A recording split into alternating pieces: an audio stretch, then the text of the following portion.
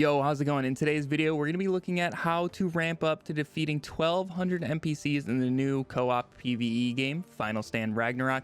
Now, this video is sponsored by Unchained Entertainment, the people behind Final Stand Ragnarok. Final Stand Ragnarok is a co-op action slasher that pits teams of players against hundreds, even thousands of NPCs. Right now, it's on sale until March 21st for 25% off. You can grab it now for $15 over on Steam. There's also a complete third scenario called The Dungeon coming in the next release, so check it out with the link down in the description. So we just got into the game here, starting off on wave 1. Now this first wave is pretty easy. What you're wanting to be doing on this wave is just staying close to the tower to make sure it is well defended.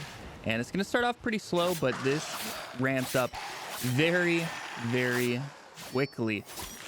So with Yuki here, our right click is going to end up being a range attack that can freeze enemies, which is a perfect combo into going behind them and getting the sneak attack bonus on your main basic attack.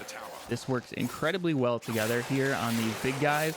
Like 1 to 2 attacks will end up taking them out. And what you can focus on here is getting big combos. So right now we're already over 100 and they are still pouring in. Now the kunai are great for keeping that combo going while you close the gap between the different enemies. This is going to help you guys maintain those combos. There are some runes in the game that would be based off of getting like combos of like 100 or above. So that is important to get to these big combos here. Now we also have 3 abilities. So our first ability is going to allow us to basically turn into a shadow and nothing's gonna be able to target us. So right now, since we're in a solo game, we're able to just kind of wait out the timer there, and they ended up all dying.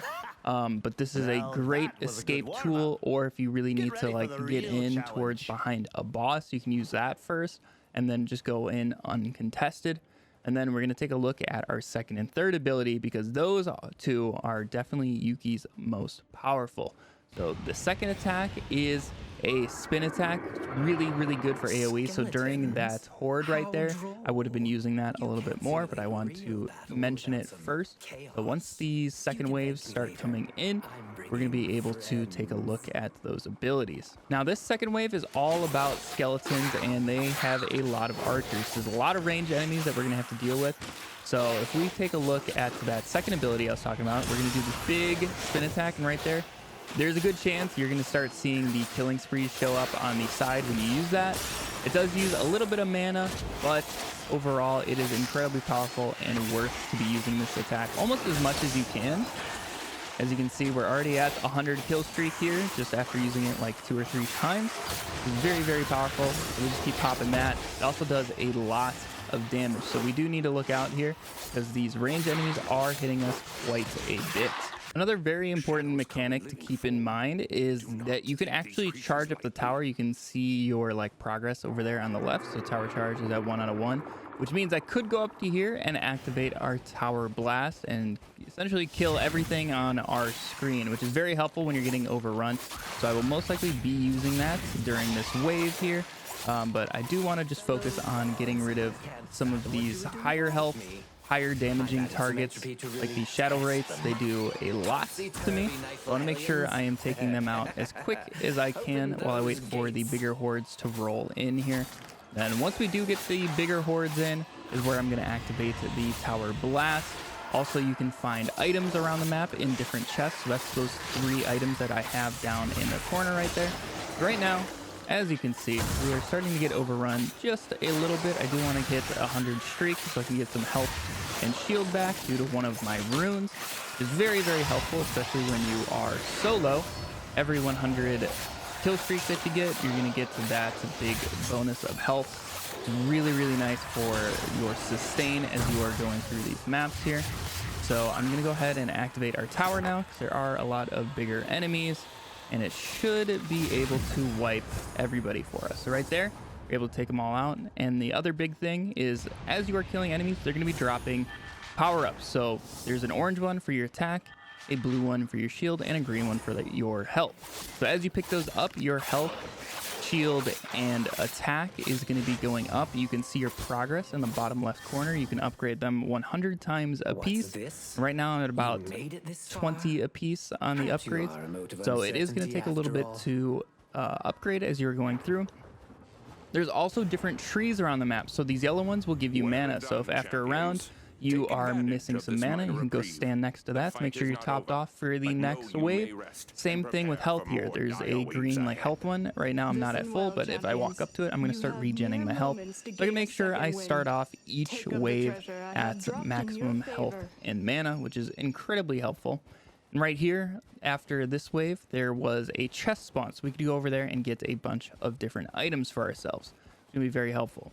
We also have another objective to defend over here. We have the life tower.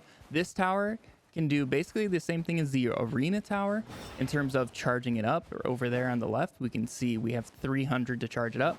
But if I was playing with other people and they went down, I could use that tower energy to to res them just remotely right there, which is very helpful in case everybody gets in trouble. And then this wave, particularly here on wave 4, is portals. Now this is, when I've been playing with other people, has been an area I've noticed people have not really known what's going on too much. So these are objectives that we actually have to go and destroy. So to get through this wave, we have to go destroy 4 portals, and you will see them on your map, so they're not hard to find or secret or anything like that. So just make sure you are looking out for those. So here we're going to be trying to take those out. So I'm going to put down a few items. I'm going to throw some poison over there. I'm going to use my 3 debuff on the summoning portal, and if you see that combination with the spin attack, it does a lot of damage to the portal. So really all I'm going to be doing on this one is focusing on getting these towers down, or sorry, the portals down, while defending my tower. Now there can be a lot if you are solo right here, especially these liches. They deal a lot of damage and they have a lot of health, so they are going to be a little bit of an issue for me. But right now I'm just going to clear out some enemies from our arena tower so we can keep it up here and just clear some out. Also we can get some health back. We do get slowed here. That's going to be an upgrade that we can get with one of our runes, which is, I think, is going to be the most helpful rune in the entire game. There's a lot of big enemies who can slow you down. So having that option to just never be slowed, frozen, anything like that is going to be huge for our survivability.